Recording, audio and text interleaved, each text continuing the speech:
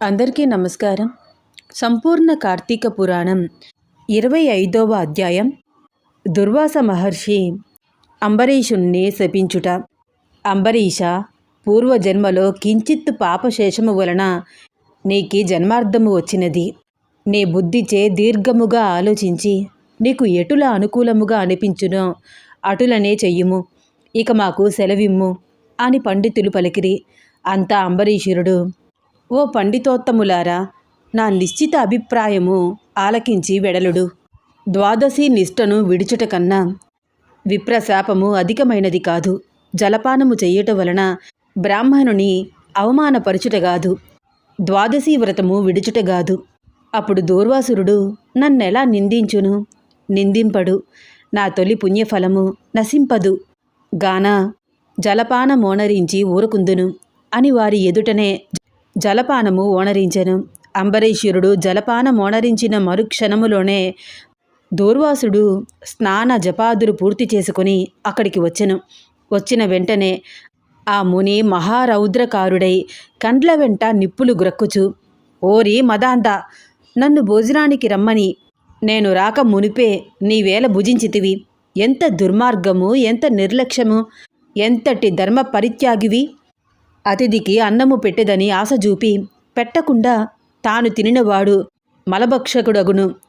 అట్టి అదముడు మరు జన్మలో పురుగి అయి పుట్టును. నీవు భోజనమునకు బదులు జలపానము చేసితివి. అది భోజనముతో సమానమైనది. నీవు అతిథిని విడిచి భుజించినావుగాన నీవు నమ్మక ద్రోహివి అగుదువే గాని హరిభక్తుడివి ఎట్లు కాగలవు? శ్రీహరి బ్రాహ్మణ అవమానమును సహింపడు. మమ్ము అవమానించుట అనిన ఆ శ్రీహరిని అవమానించినట్లే. నీ వంటి హరినిందాపరుడు మరెక్కడా ఉండడు. నీవు మహాభక్తుడువని అతి గర్వము కలవాడివై ఉన్నావు. ఆ గర్వముతోనే నీవు నన్ను భోజనముకు ఆహ్వానించి అవమానపరిచి నిర్లక్ష్యముగా జలపానమోనరించితివి. అంబరీష, నీవెట్లు పవిత్ర రాజకుటుంబంలో బుట్టినావురా? నీ వంశము కలంకము కాలేదా అని కోపముతో నోటికి వచ్చినట్లు దిట్టెను. అంబరీషురుడు ముని కోపమునకు గడగడా వణుకుచు ముకులిత హస్తములతో, మహానుభావ, నేను ధర్మహీనుడును. నా అజ్ఞానముచే ఈ కార్యము చేసి తిని నన్ను రక్షింపుడు. బ్రాహ్మణులకు శాంతియే ప్రధానము. మీరు తపోధనులు, దయా దాక్షిణ్యములు గలవారు కాన నన్ను కాపాడుడు అని అతని పాదాలపై పడెను. దయాశూన్యుడైన దూర్వాసుడు అంబరీషుని తలను తన ఎడమకాలితో తన్ని, దోషికి శాపము ఇయ్యకుండా ఉండరాదు. నీవు మొదటి జన్మలో చేపగాను, రెండవ జన్మలో తాబేలుగాను, మూడవ జన్మలో పందిగాను, నాలుగవ జన్మలో సింహముగాను, ఐదవ జన్మలో వామనుడుగాను, ఆరవ జన్మలో క్రూరుడుగాను, బ్రాహ్మణుడుగాను, ఏడవ జన్మలో మదాంధుడు అయిన రాజుగాను, ఎనిమిదవ జన్మలో రాజ్యము గాని సింహాసనము గాని లేని రాజుగాను, తొమ్మిదవ జన్మలో పాషాండ మతస్థునిగాను, 10వ జన్మలో పాపబుద్ధి గల దయలేని బ్రాహ్మణుడువుగాను పుట్టెదువుగాక అని వెనుక ముందు ఆలోచింపక శాపమిచ్చెను.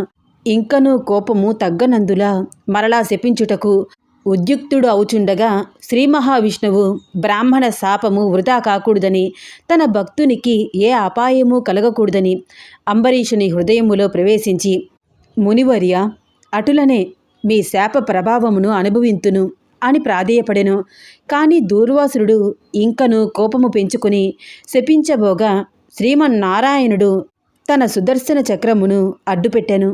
ఆ సుదర్శనము కోటి సూర్యప్రభలతో అగ్నిజ్వలలు గ్రక్కుచు దూర్వాసునిపై పడబోయెను. అంతా దూర్వాసుడు ఆ చక్రము తనని మసి చెయ్యునని తలంచి ప్రాణముపై ఆశ కలిగి అతడి నుండి బ్రతుకు జీవుడా అని పరిగెట్టెను. మహా తేజస్సుతో చక్రాయుధము దూర్వాసుని తరుముచుండెను.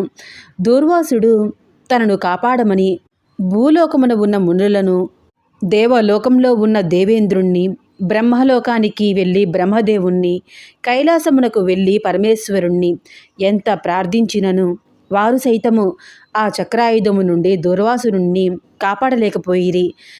సంపూర్ణ కార్తీక పురాణం 25వ రోజు పారాయణం సమాప్తం. ఓం నమో దామోదరాయ నమః. ఓం నమః శివాయ. ధన్యవాదాలు.